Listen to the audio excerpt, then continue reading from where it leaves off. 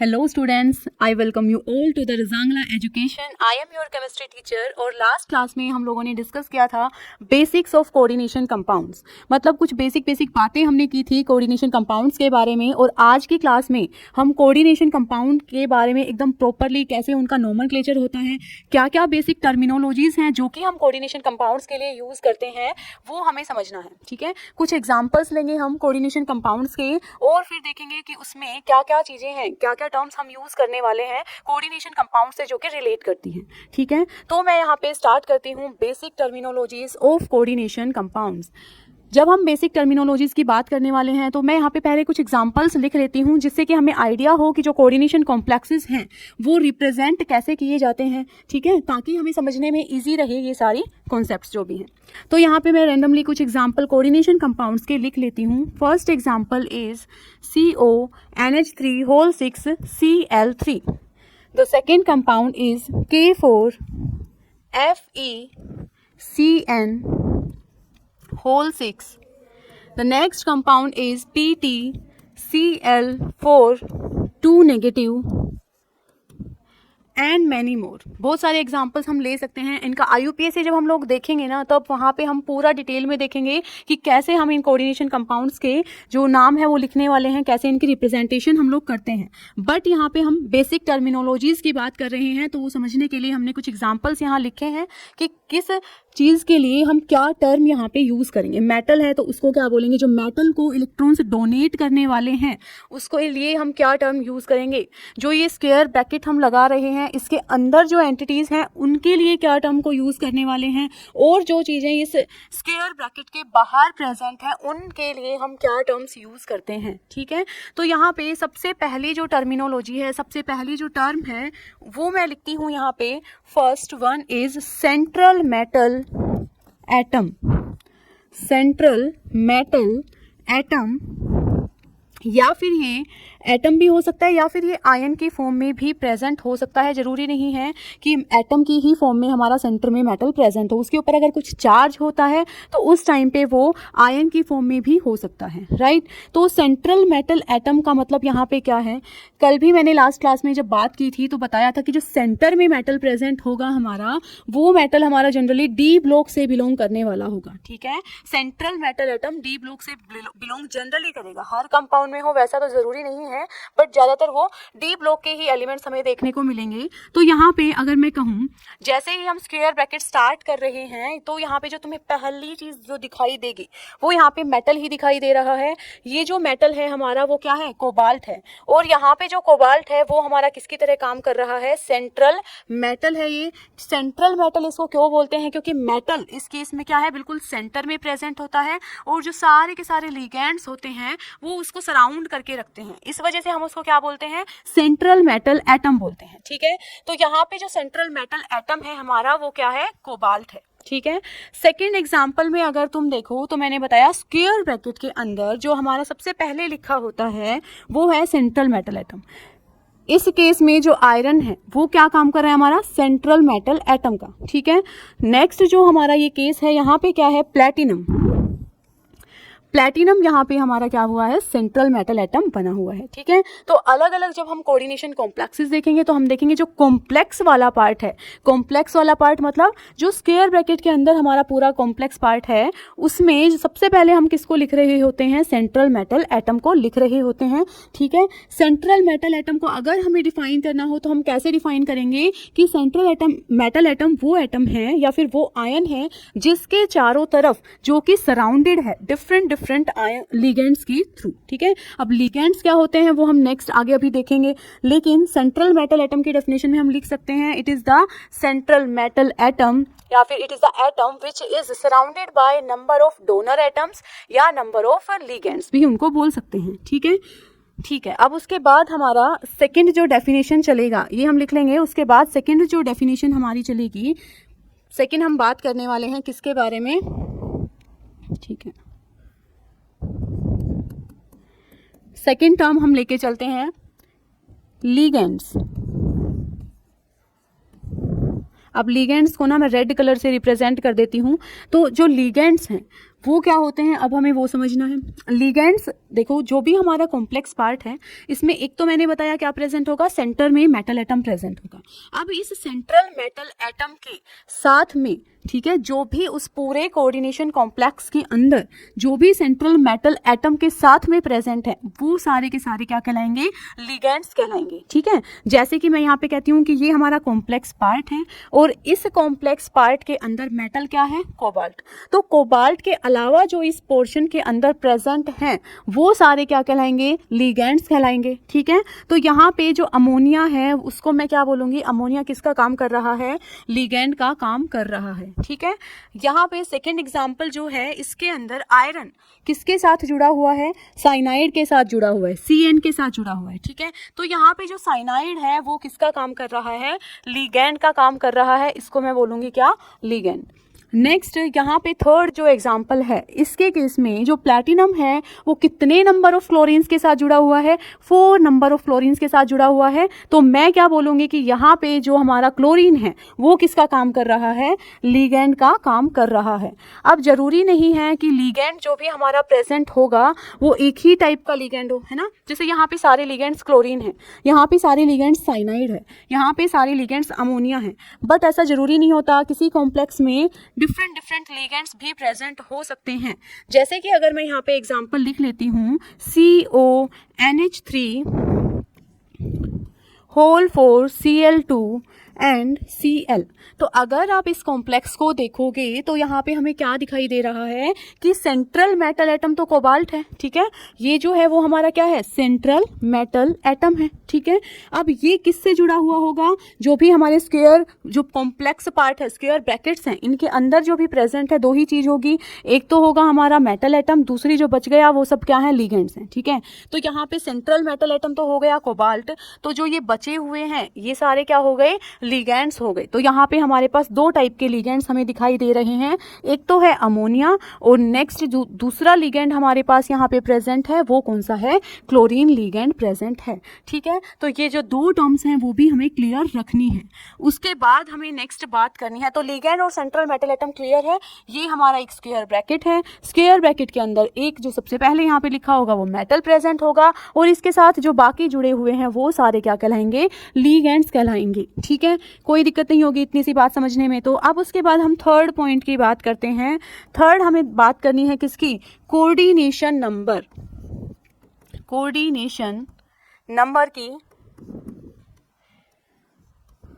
अब ध्यान से सुनो, कोऑर्डिनेशन नंबर क्या होता है। ठीक है, कोऑर्डिनेशन नंबर का मतलब ये है हमारे पास कि कितने नंबर ऑफ लिगेंड्स जुड़े हुए हैं उस सेंट्रल मेटल एटम के साथ। देखो, सेंट्रल मेटल एटम के साथ जो जुड़े हुए हैं उनको तो हम बोल रहे हैं लिगेंड्स, लेकिन कितने नंबर में जुड़े हुए हैं उनको हम क्या बोल रहे हैं, उसका कोऑर्डिनेशन नंबर, उस कॉम्प्लेक्स का या उस कंपाउंड का कोऑर्डिनेशन नंबर बोल रहे हैं। ठीक है, तो यहाँ पे अगर फर्स्ट एग्जाम्पल में हम जाएं तो यहाँ पे कोबाल्ट के साथ कितने अमोनिया जुड़े हुए हैं, 6 अमोनिया जुड़े हुए हैं। यहाँ पे लिखा हुआ है NH3 और इसका नंबर कितना लिखा हुआ है, 6 लिखा हुआ है। इसका मतलब क्या है, यहाँ पे कोऑर्डिनेशन नंबर जो है वो क्या है, इस मॉलिक्यूल के लिए, इस कॉम्प्लेक्स के लिए क्या है, 6 है। ठीक है, अगर हम सेकेंड केस की बात करें तो आयरन के साथ कितने साइनाइड जुड़े हुए हैं, तो आयरन के साथ यहाँ पे जुड़े हुए हैं 6 साइनाइड। तो यहाँ पर भी मैं क्या लिखूंगी कि कोऑर्डिनेशन नंबर हमारा कितना है, 6 ही है। ठीक है, उसके बाद नेक्स्ट यहाँ पे टर्म की मैं बात करती हूँ, नेक्स्ट एग्जाम्पल की बात करती हूँ। तो यहाँ पे देखो कितने लिगेंड्स जुड़े हुए हैं, 4 क्लोरीन लिगेंड्स जुड़े हुए हैं। तो यहाँ पर जो कोऑर्डिनेशन नंबर है वो कितना हो गया, 4 हो गया। ठीक है, और इस लास्ट एग्जांपल में जब मैं बात करूंगी तो यहाँ पे भी मुझे दिखाई दे रहा है कितने लिगेंड्स जुड़े हुए हैं, बताओ। 4 तो अमोनिया लिगेंड्स जुड़े हुए हैं और 2 क्लोरीन लिगेंड्स जुड़े हुए हैं। तो टोटल नंबर ऑफ लिगेंड्स जो जुड़े हुए हैं वो कितने हैं, 6 लिगेंड्स हैं। ठीक है, तो यहाँ पर भी हमारा जो कोऑर्डिनेशन नंबर होगा वो क्या बोला जाएगा कि यहाँ पे भी कितना है, 6 कोऑर्डिनेशन नंबर है। ठीक है, तो यहाँ से हमें 3 टर्मिनोलॉजीज हमने समझ ली है। ठीक है, तीनों टर्मिनोलॉजीज हमें एकदम क्लियर होनी चाहिए यहाँ से। ठीक है, क्या होना चाहिए, देखो ध्यान से फिर से, सेंट्रल मेटल एटम जो सेंटर में प्रेजेंट है उसको हम क्या बोलेंगे, सेंट्रल मेटल एटम। उसके बाद जो यहाँ पे सबसे पहले नंबर पे रिप्रेजेंट करेंगे हम सेंट्रल मेटल एटम को इस कॉम्प्लेक्स के अंदर। ऐसा नहीं सबसे पहले मतलब हर बार, यहाँ पे कॉम्प्लेक्स के अंदर जो सबसे पहले लिखा दिखेगा वो सेंट्रल मेटल एटम है, ठीक है। उसके साथ जो जुड़े हुए हैं वो कौन है, लिगेंड्स हैं। अब कितने नंबर ऑफ लिगेंड्स जुड़े हुए हैं उसको हम क्या बोलते हैं, कोऑर्डिनेशन नंबर बोलते हैं। क्लियर है सबको, ठीक है। अब उसके बाद हम चलते हैं नेक्स्ट टर्मिनोलॉजी जो कि हम यूज करते हैं इन कॉम्प्लेक्सेस को समझने के लिए, ठीक है। तो यहाँ पे मैं लिखती हूँ first is homoleptic complexes, homoleptic complexes.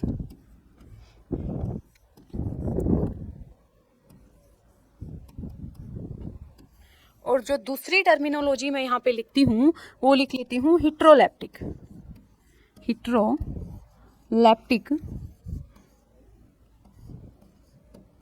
Complexes.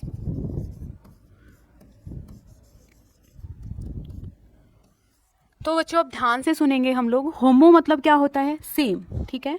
अगर हमारे पास कोई कोऑर्डिनेशन कॉम्प्लेक्स है और उस कोऑर्डिनेशन कॉम्प्लेक्स के अंदर जो सेंट्रल मेटल एटम के साथ जितने भी लिगेंड्स जुड़े हुए हैं वो सारे के सारे लिगेंड्स अगर एक जैसे हैं तो हम उस कॉम्प्लेक्स को क्या बोलेंगे, होमोलैप्टिक कॉम्प्लेक्स है। अगर वो लिगेंड्स सारे डिफरेंट लिगेंड्स हैं या फिर कोई भी दो अलग टाइप के लिगेंड्स भी आ गए तो हम उस कॉम्प्लेक्स को कौन सी कैटेगरी में डाल देंगे, हेट्रोलैप्टिक कॉम्प्लेक्स बोल देंगे उसको, ठीक है। तो यहाँ पे एग्जांपल हम लिख सकते हैं, पहले जो हमने एग्जांपल्स लिखे थे वहीं से हम देख सकते हैं, या फिर कोई भी एग्जांपल हम यहाँ पे हमने लिख दिया एक मेटल, ठीक है। तो कोबाल्ट के साथ मान लो मैंने यहाँ पे 6 अमोनिया के मॉलिक्यूल्स जोड़ दिए तो सारे के सारे मॉलिक्यूल्स, देखो सिर्फ लिगेंड्स की बात हो रही है, बाहर जो है उनके बारे में अभी कोई बात नहीं की है। तो जो 6 के 6 लिगेंड्स जुड़े हुए हैं कोबाल्ट के साथ वो सारे के सारे लिगेंड्स क्या हैं, बिल्कुल एक जैसे हैं। 6 के 6 मॉलिक्यूल्स किसके हैं, यहाँ पे अमोनिया के हैं। तो ऐसे कॉम्प्लेक्सेस को हम क्या बोलते हैं, होमोलैप्टिक कॉम्प्लेक्स। जैसे कि दूसरा एग्जांपल भी सेम हम लिख सकते हैं यहाँ पे FeCN6 4 नेगेटिव। तो यहाँ पे हम क्या देख रहे हैं कि जो आयरन है उसके साथ 6 के 6 जो लिगेंड्स जुड़े हुए हैं सारे के सारे लिगेंड्स कैसे हैं, सिमिलर लिगेंड्स हैं। तो हम इसको भी क्या बोलेंगे कि होमोलैप्टिक कॉम्प्लेक्स है, ठीक है। इसके अलावा भी लिख सकते हैं लाइक PTCl4 2 नेगेटिव। यहाँ पे भी चारों जो लिगेंड्स हैं वो क्या है, सेम है। तो ये कॉम्प्लेक्स भी हमारा क्या बोला जाएगा, होमोलैप्टिक कॉम्प्लेक्स, ठीक है। अब उसके बाद हम नेक्स्ट कैटेगरी पे आएंगे, हेट्रोलैप्टिक कॉम्प्लेक्स। तो हेट्रोलैप्टिक कॉम्प्लेक्स को अब समझना कोई बड़ी बात अलग से नहीं रहेगा कुछ, ठीक है। सिंपल है, अगर यहाँ पे 2 टाइप के 3 टाइप के अलग अलग लिगेंड्स आ गए, ठीक है, तो हमारा वो कौन सा कॉम्प्लेक्स कहलाएगा, हेट्रोलैप्टिक कॉम्प्लेक्स। फॉर एग्जाम्पल अगर मैं यहाँ पे क्या करती हूँ, CONH3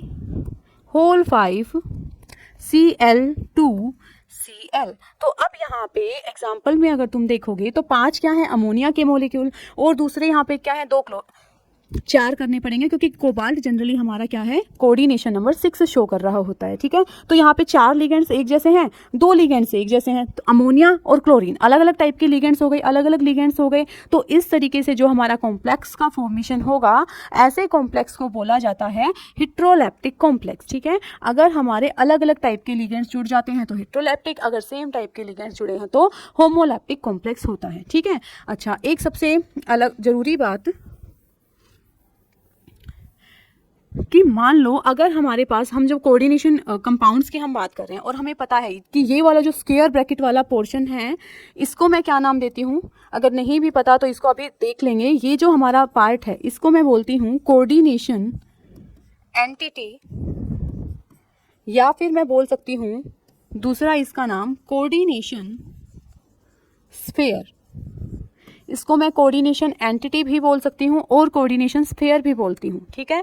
मतलब जो भी हमारा कोई भी चीज़ जो इसके अंदर है, स्क्वायर ब्रैकेट के अंदर वाली जो पूरा पार्ट होगा वो हमारा क्या कहलाएगा, कोऑर्डिनेशन स्फीयर या कोऑर्डिनेशन एंटिटी बोला जाएगा, ठीक है। तो यहाँ पे कोई भी एग्जांपल हो, मतलब इस वाले पूरे पोर्शन को मैं क्या बोलती हूँ, कोऑर्डिनेशन एंटिटी या फिर कोऑर्डिनेशन स्फीयर बोलती हूँ।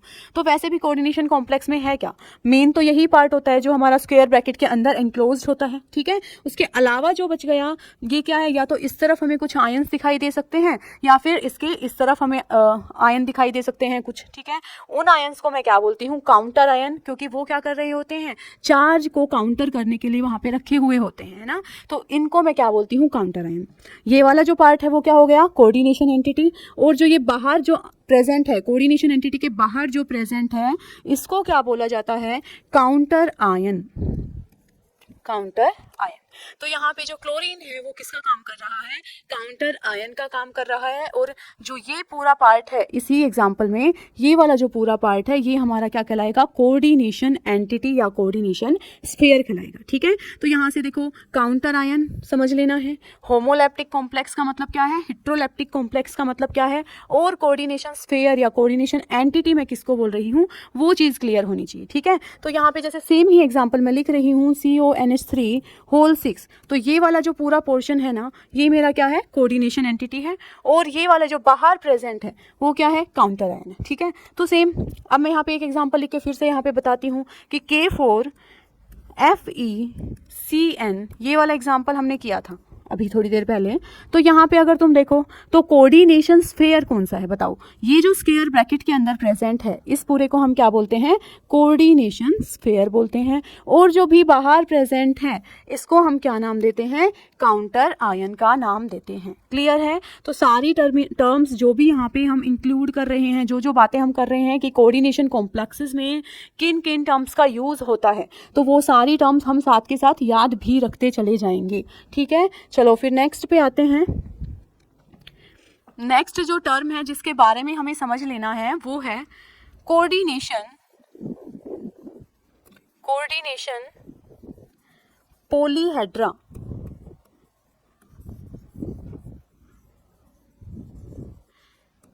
कोऑर्डिनेशन पॉलीहेड्रन का मतलब सिंपल यहाँ पे इसका मीनिंग है कि अगर हम क्या करें, सेंट्रल मेटल एटम लें और उसके अराउंड लिगेंड्स प्रेजेंट हैं। ठीक है, तो ऐसा तो है नहीं कि जैसे हम रिप्रेजेंटेशन कर रहे हैं एक लाइन में लिख दिया CONH3 होल 6 Cl3, कोई भी कोऑर्डिनेशन कंपाउंड वो इसी तरीके से ही होता है एग्जैक्टली। तो क्या है, उसकी कुछ अरेंजमेंट होती है, सेंट्रल एटम के अराउंड जो लिगेंड्स होते हैं वो अपने आप को किसी ना किसी ज्योमेट्री में अपने आप को अरेंज करके रखते हैं। ठीक है, तो वही हमें किसके क्या उसको हम क्या उस टर्म को हम क्या नाम देते हैं, कोऑर्डिनेशन पॉलीहेड्रन। ठीक है, तो यहाँ पे जैसे मैं क्या कहती हूँ, लिख सकती हूँ कि स्पेशियल अरेंजमेंट, स्पेशियल का मतलब है स्पेस में जो हम अरेंजमेंट करेंगे। ठीक है, स्पेशियल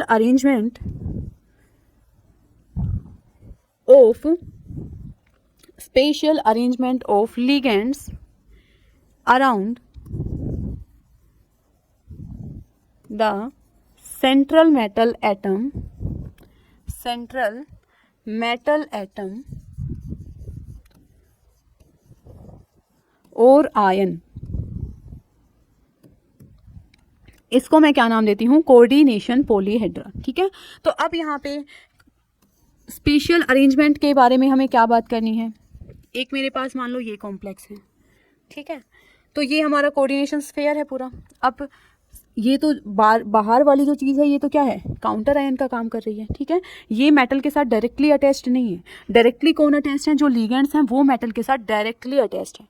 तो अगर वो मेटल के साथ डायरेक्टली अटैच्ड हैं तो मतलब उसकी जो ज्योमेट्री है हमारे कॉम्प्लेक्स आयन की वो कौन डिसाइड करेंगे, मेटल और लिगेंड्स की अरेंजमेंट। काउंटर आयन का वहाँ पर कोई भी रोल नहीं होगा। ठीक है, तो इन ज्योमेट्रीज के बारे में हम पहले ही पढ़ चुके हैं, अलग अलग टाइप की ज्योमेट्रीज हमने पढ़ी है, 11th क्लास में ही आ जाता है ज्योमेट्रीज में के बारे में। तो यहाँ पे हमने क्या देखा था कि अगर मान लो हमारे पास 6 एटम्स हैं और सेंटर में एक एटम प्रेजेंट है, उसको सराउंड कर रहे हैं 6 एटम्स। ठीक है, तो वो हमें क्या अरेंजमेंट मिलती है, ऑक्टाहेड्रल कॉम्प्लेक्स हमें वहां पे मिलता था, है ना, ऑक्टाहेड्रल ज्योमेट्री वहां पे मिलेगी। तो यहाँ पे अगर सेंटर में क्या प्रेजेंट है, कोबाल्ट, तो इसके अराउंड हमें 6 अमोनिया लिगेंड्स लगाने हैं, तो वहां पे ज्योमेट्री हमें कौन सी देखने को मिलेगी, ऑक्टाहेड्रल ज्योमेट्री देखने को मिलेगी। ठीक है, अगर मान लो हमारे पास कुछ कॉम्प्लेक्स ऐसा है PtCl4 2 नेगेटिव। ठीक है, तो यहाँ पे क्या है भाई, हमारे सेंटर में तो प्रेजेंट है प्लैटिनम और उसको सराउंड करने वाला कौन है, क्लोरीन। तो यहाँ पे इस केस में क्या है, 2 पॉसिबिलिटी है। अगर हमारा सेंटर में एक एटम है और उसके अराउंड हमें 4 लिगेंड्स को, 4 एटम्स को अरेंज करना है, तो हमारे पास 2 पॉसिबिलिटी बनती है। या तो हमारी टेट्राहेड्रल स्ट्रक्चर भी हो सकती है या फिर हमारी वहाँ पे स्क्वायर प्लेनर ज्योमेट्री भी फॉर्म हो सकती है। ठीक है, तो दोनों पॉसिबिलिटी वहाँ पे बनती है। तो यहाँ पे मैं बात करूँ अगर यहाँ पे, तो क्या देखेंगे हम कि सेंटर में क्या प्रेजेंट है, कोबाल्ट, और इसके अराउंड ओक्टाहेड्रल ज्योमेट्री के अंदर कौन प्रेजेंट होता है? अमोनिया के ये सारे मॉलिक्यूल्स प्रेजेंट होते हैं। अब प्रॉपर इनकी ज्योमेट्री क्या होती है, क्या नहीं, कैसी अरेंजमेंट है, कैसी नहीं, वो तो आगे जो हमारी थ्योरीज आएंगी उनके थ्रू बेटर वे में इनको एक्सप्लेन कर दिया जाएगा। बट अभी इतना आइडिया तो हमें है कि अगर 6 लिगेंड्स है तो उनको ओक्टाहेड्रल ज्योमेट्री में लगाना है, ठीक है। अगर 4 लिगेंड्स हमारे पास हैं तो उनको या तो टेट्राहेड्रल ज्योमेट्री में अरेंज करना पड़ेगा या फिर उनको स्केयर प्लेनर ज्योमेट्री में अरेंज करना पड़ेगा।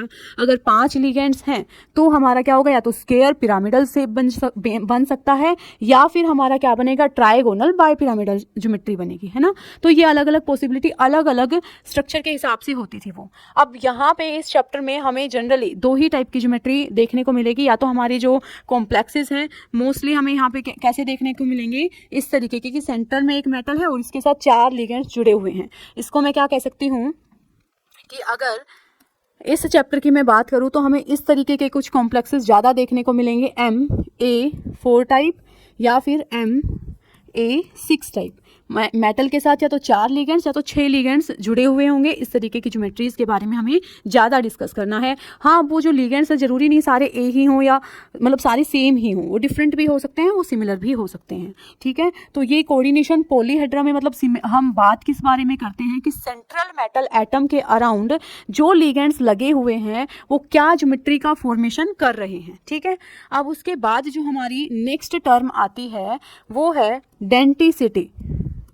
डेंटिसिटी, अब बात आती है कि ये डेंटिसिटी क्या होगा। तो जब हम डेंटिसिटी की बात करते हैं तो डेंटिसिटी का मतलब है कि जब तुम एक लिगेंड की बात कर रहे हो वो आके मेटल के साथ जुड़ रहा है, ठीक है। हम यहीं तक पहुंच चुके हैं कि मेटल के साथ लिगेंड जुड़ रहा है, मेटल के साथ लिगेंड अटैच है, इस बारे में हम लोग बात कर रहे हैं। बट ये बात में भी तो हमें ये देखना पड़ेगा ना कि जो लिगेंड है वो मेटल के साथ कैसे जुड़ रहा है। एक एटम के थ्रू जुड़ रहा है, 2 एटम के थ्रू जुड़ रहा है या 3 एटम के थ्रू जुड़ रहा है। लिगेंड हर एक अलग अलग लिगेंड की अलग अलग टेंडेंसी होती है। कोई लिगेंड अगर बड़े साइज का है तो उसमें 2-3 एटम्स भी हो सकते हैं जो कि आके मेटल के साथ बॉन्ड बना सकते हैं। तो डेंटिसिटी का मतलब क्या है कि कितने नंबर ऑफ एटम कोई लिगेंड अपने दे रहा है मेटल के साथ बॉन्ड बनाने के लिए, तो वो उसकी क्या होगी, डेंटिसिटी, ठीक है। देखो ध्यान से, जैसे मैं बात करूं यहाँ पे एक एग्जांपल लेके किसकी, अमोनिया की। तो अमोनिया अगर किसी मेटल के साथ बॉन्ड, कोऑर्डिनेट बॉन्ड का फॉर्मेशन करने के लिए जाता है तो नाइट्रोजन के पास क्या होता है, एक लोन पेयर ऑफ इलेक्ट्रॉन होता है, ठीक है। अब हाइड्रोजन की तो कैपेबिलिटी है नहीं ना कोऑर्डिनेट बॉन्ड बनाने की, तो यहाँ पे तो सिर्फ नाइट्रोजन है जो कि अपना एक लोन पेयर लेके किसी के साथ कोऑर्डिनेट बॉन्ड बनाने के लिए जा सकता है। तो यहाँ पे जो नाइट्रोजन है वो क्या करेगा, मेटल के साथ, इसको लिखती हूँ थोड़ा इस तरीके से, डेंटिसिटी की हम बात कर रहे हैं। अब देखना है कि कौन से मेटल एटम के कितने, कोई भी लिगेंड जो है उसको वो मेटल के साथ कितने बॉन्ड बनाता है, वो उसकी डेंटिसिटी होती है, ठीक है। तो यहाँ पे मैं बोल रही हूँ nitrogen, in case of ammonia का जो ये नाइट्रोजन है ये क्या करता है, मेटल के पास जाता है और मेटल के साथ इस तरीके से कोऑर्डिनेट बॉन्ड बना सकता है। तो क्या तुम्हें कुछ और पॉसिबिलिटी दिख रही है इस मॉलिक्यूल के अंदर? सिर्फ एक नाइट्रोजन ही तो है जो जाके मेटल के साथ बॉन्डिंग कर सकता है, ठीक है। तो यहाँ पे जो अमोनिया है इसकी जो डेंटिसिटी है वो कितनी हो जाएगी, 1 हो जाएगी, ठीक है।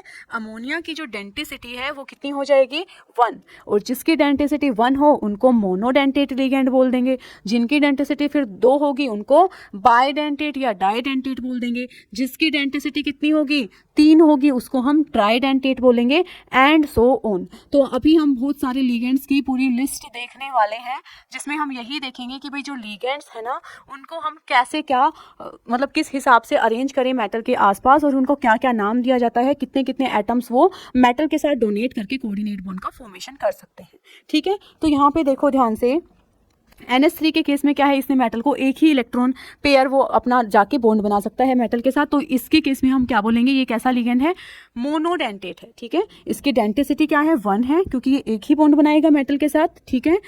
और ये क्या बोला जाएगा, मोनोडेंटेट लिगेंड। तो ऐसे लिगेंड जो कि सिर्फ एक ही बॉन्ड बनाएंगे उनको हम क्या बोलेंगे, मोनोडेंटेट लिगेंड, कि इनकी टेंडेंसी ही ऐसी है कि ये एक ही एटम के थ्रू इलेक्ट्रॉन्स डोनेट कर रहे हैं मेटल को। तो ऐसे लिगेंड्स को हम क्या बोलते हैं, मोनोडेंटेट लिगेंड्स बोलते हैं, ठीक है। ऐसे ही अगर मैं एग्जांपल लूँ किसका, H2O का, तो यहाँ पर भी कौन है, ऑक्सीजन प्रेजेंट है, ठीक है। ऑक्सीजन के पास डेफिनेटली लोन पेयर तो प्रेजेंट है, ऑक्सीजन के पास लोन पेयर प्रेजेंट है और ये अपने लोन पेयर को जाके और मेटल को डोनेट कर सकता है, ठीक है। ये अपने लोन पेयर को मेटल के पास जाके डोनेट कर सकता है, लेकिन ये ऑक्सीजन एक सिंगल ही तो एटम है जो कि जाके मेटल के साथ बॉन्ड बना सकता है। तो यहाँ पर भी डेंटिसिटी इस मॉलिक्यूल के लिए क्या है, 1 है। तो ये वाला जो लिगेंड है हमारा वो भी क्या कहलाएगा, मोनोडेंटेट लिगेंड, या फिर मैं इसको मोनो की जगह क्या बोल सकती हूँ, यूनिडेंटेट भी बोल सकती हूँ, यूनिडेंटेट लिगेंड भी बोल सकती हूँ, इसमें कोई दिक्कत नहीं है। मोनो और यूनी सेम ही चीज को डिफाइन कर रहे हैं कि एक ही एटम जाके मेटल के साथ बॉन्ड बनाने वाला है, ठीक है। अब ये तो हमारे कुछ बेसिक एग्जांपल हैं, किसके हैं, ये मोनोडेंटेट लिगेंड के। ऐसे ही हमारे कुछ लिगेंड्स होते हैं जो कि क्या कर सकते हैं, दो एटम्स के थ्रू भी डोनेट कर सकते हैं, ठीक है। 2 एटम्स के थ्रू जाएंगे वो और मेटल के साथ बॉन्ड बना लेंगे। ऐसे लिगेंड्स को हम क्या नाम देंगे, बाइडेंटेट, या फिर उसको बोल सकते हैं हम डाइडेंटेट लिगेंड, ठीक है। तो चलो हम नेक्स्ट यहाँ पे इसी के बारे में बात करते हैं। डाइडेंटेट लिगेंड,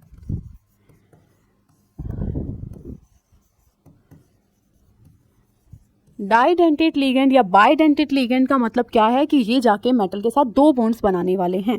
यहाँ पे एग्जांपल में क्या ले सकती हूँ, इथाइलिन डाइअमीन, ठीक है। इथाइलिन डाइअमीन, इथाइलिन डाइअमीन का फॉर्मूला क्या होगा, NH2CH2NH2।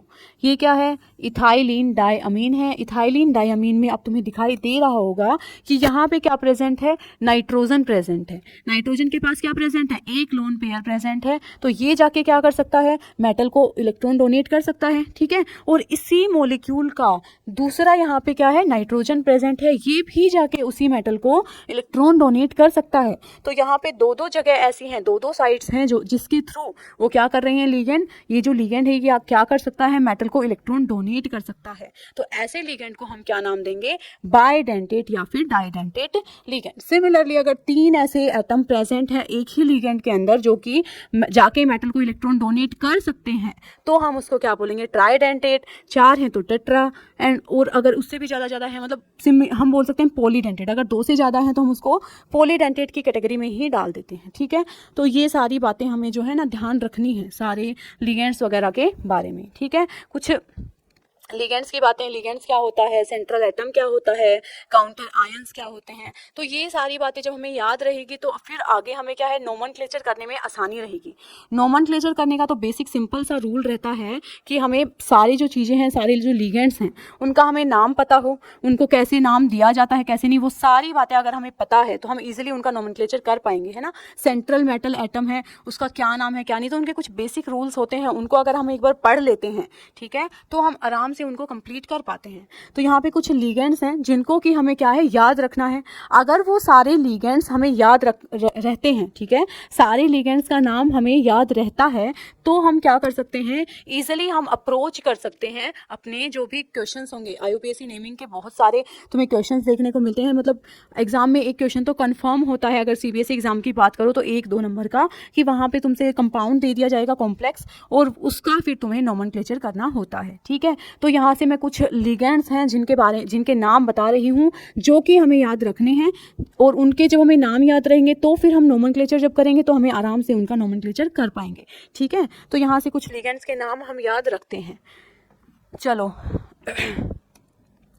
चलो स्टार्ट करते हैं यहाँ से। पहला जो हमारा, ये सारे फॉर्मूलाज हैं उन लिगेंड्स के फॉर्मूलाज हैं जो कि हमें याद रखने हैं, ठीक है, जो कि मेटल के साथ जाके बॉन्डिंग बनाते हैं, ये वो सारे लिगेंड्स हैं।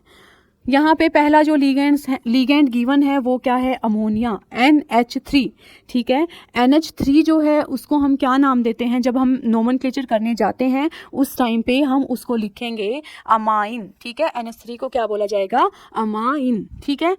नेक्स्ट जो हमारा लिगेंड है वो क्या है, H2O। जब हम कोऑर्डिनेशन H2O का हमें पता है, H2O का मीनिंग होता है वाटर, लेकिन जब हम कोऑर्डिनेशन कंपाउंड्स का नाम लिखेंगे IUPAC नेमिंग के दौरान, हमें क्या करना है, H2O दिखेगा एज अ लिगेंड तो हमें उसको नाम क्या देना है, एक्वा, ठीक है। क्या नाम देंगे हम उसको, एक्वा, ठीक है। अब उसके बाद नेक्स्ट है हमारा CO।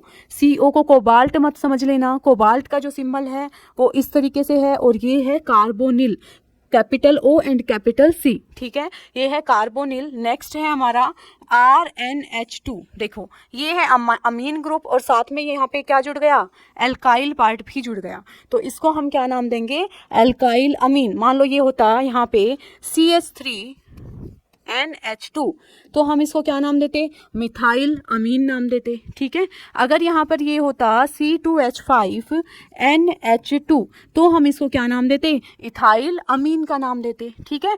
नेक्स्ट है हमारा यहाँ पे Cl नेगेटिव। Cl नेगेटिव क्या होता है, क्लोराइड। अब तक हमने क्या बोला है, Cl नेगेटिव को क्लोराइड।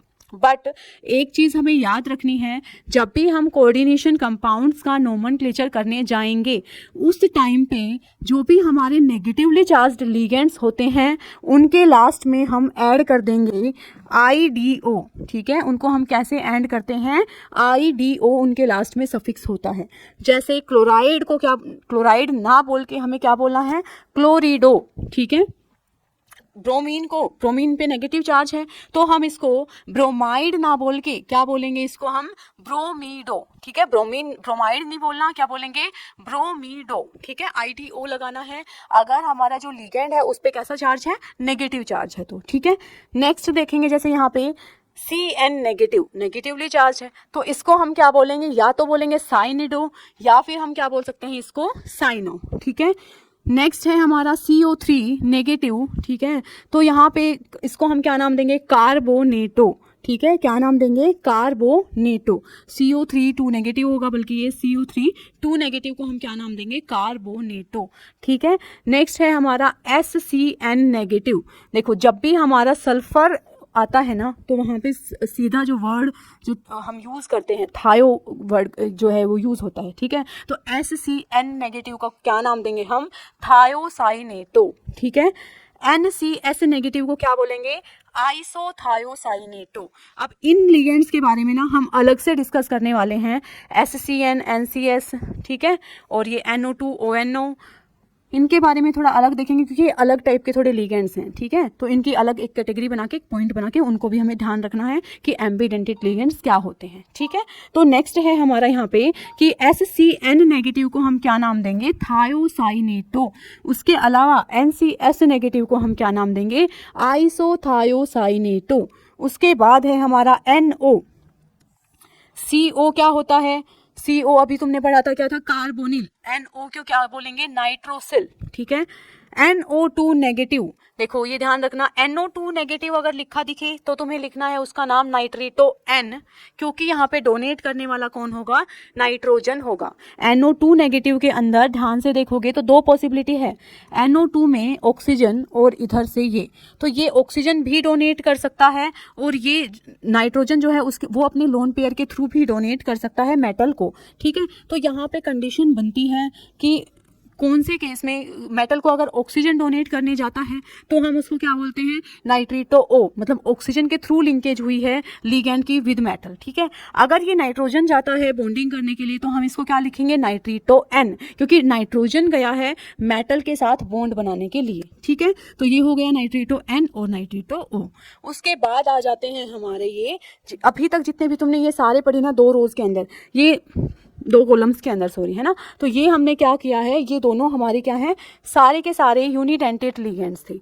इवन ये जो दोनों एग्जांपल्स मैंने बताए हैं ना, ये भी हमारे यूनिडेंटेड या मोनोडेंटेड ही कहलाएंगे। क्यों, क्योंकि ये इसमें पॉसिबिलिटी है कि ऑक्सीजन के साथ या नाइट्रोजन के साथ बॉन्डिंग कर सकता है वो मेटल के साथ, बट एक बार में तो वो एक ही जाके बॉन्ड बनाने वाला है, या तो ऑक्सीजन ही जाके बॉन्ड बनाएगा या तो नाइट्रोजन ही जाके बॉन्ड बनाएगा मेटल के साथ, तो बोले ये भी क्या जाएंगे, मोनोडेंटेड ही, ठीक है। तो ये दोनों कॉलम्स में हमारे जितने भी एलिमेंट्स थे, जितने भी लिगेंड्स थे वो सारे क्या थे, मोनोडेंटेड लिगेंड्स थे, ठीक है। अब हम यहाँ पे आते हैं यहाँ पे जो लिगेंड्स हमें दिखाई दे रहे हैं वो सारे के सारे लिगेंड्स हैं बाइडेंटेट लिगेंड्स। और बाइडेंटेट लिगेंड अभी भी मैंने पीछे बताया था, क्या तो हम इनको बाइडेंटेट लिगेंड्स बोल सकते हैं या तो हम इनको डाइडेंटेट लिगेंड्स भी बोल सकते हैं। ठीक है, तो बाइडेंटेट या फिर डाइडेंटेट लिगेंड हम इनको बोलते हैं। तो ये करके हमें ध्यान रखना है कौन कौन से लिगेंड्स के एग्जाम्पल मेनली। सुनो ध्यान से, यहाँ पे क्या है, NH2 CH2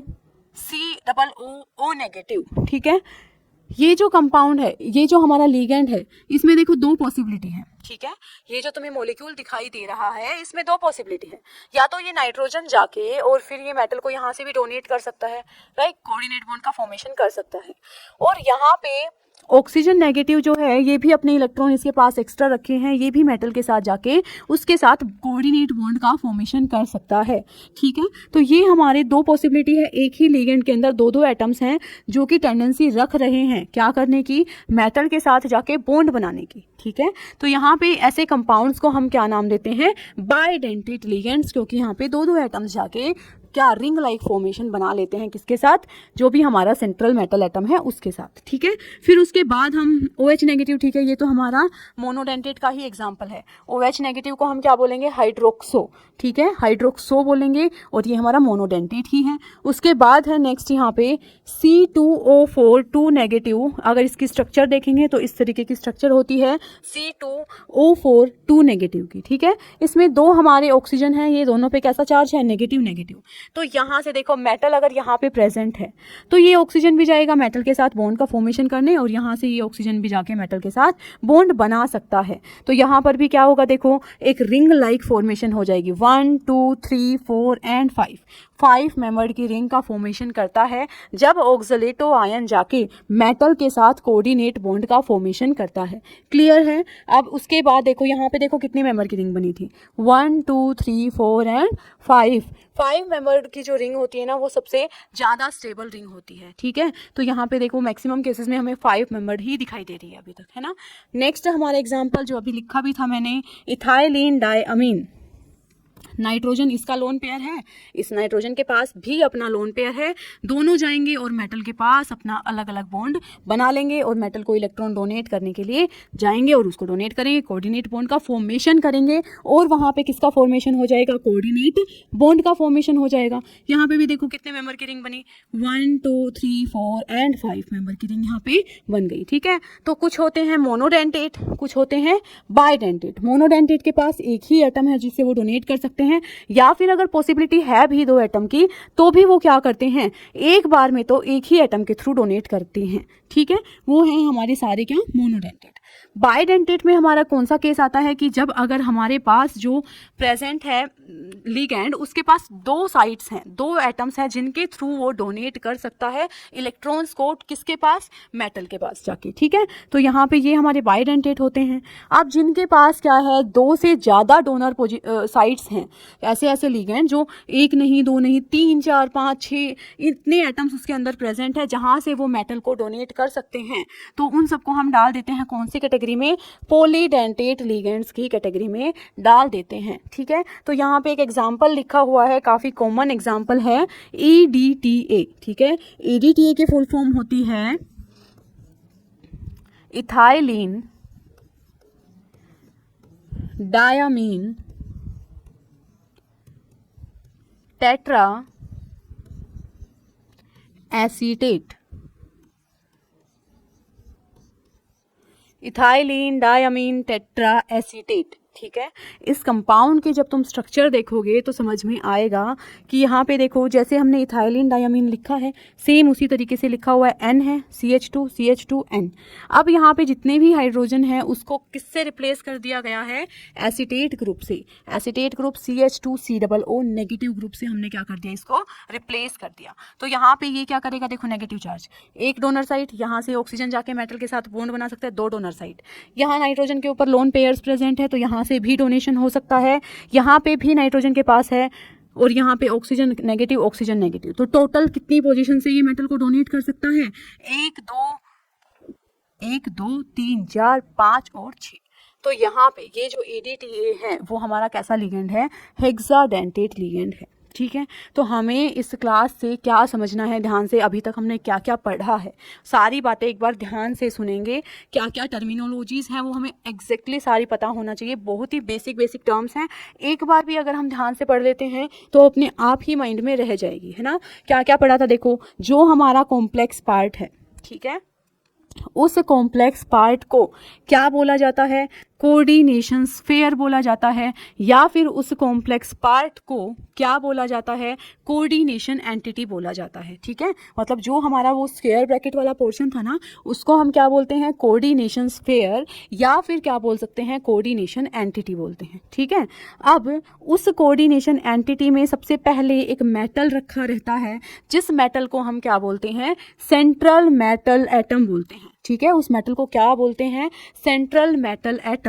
उस मेटल के साथ जितने भी नंबर ऑफ एटम्स जुड़े, नंबर ऑफ मॉलिक्यूल्स या आयंस जुड़े हुए हैं, उनको क्या नाम दिया जाता है, उनको नाम दिया जाएगा लिगेंड्स। ठीक है, उनको क्या नाम दिया जाता है, लिगेंड्स। उन लिगेंड्स का नंबर कितना है, कितने नंबर ऑफ लिगेंड्स जुड़े हुए हैं, उसको क्या बोला जाता है, कोऑर्डिनेशन नंबर। ठीक है, जनरली इस चैप्टर में जो हमें पढ़ना है वो कोऑर्डिनेशन नंबर 4 और कोऑर्डिनेशन नंबर 6 के बारे में पढ़ना है। ठीक है, उसके बाद हमने बात की कि कोऑर्डिनेशन नंबर हो गया, सब हो गया, कि जैसे ही वो स्क्वायर ब्रैकेट बंद है, या तो इसके इस तरफ या किस तरफ, किसी भी एक तरफ कुछ आयंस अलग से रखे रहते हैं। ठीक है, उन आयंस को क्या बोला जाता है, counter ion. Because counter ion क्यों, क्योंकि वो उनसे जो चार्ज आएगा कॉम्प्लेक्स के ऊपर, उस चार्ज को न्यूट्रलाइज करने के लिए हम वहाँ पे काउंटर आयंस रखे रहते हैं। अगर नहीं रहते तो कॉम्प्लेक्स के ऊपर फिर चार्ज को रिप्रेजेंट करना पड़ेगा।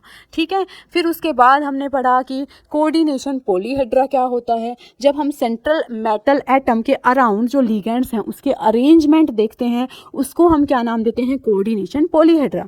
6 लिगेंड्स है तो ऑक्टाहेड्रल ज्योमेट्री में अरेंज करेंगे अपने आप को। ठीक है, 4 हैं तो कौन सी ज्योमेट्री बनाएंगे, स्क्वायर प्लेनर ज्योमेट्री बना लेंगे वो, है ना।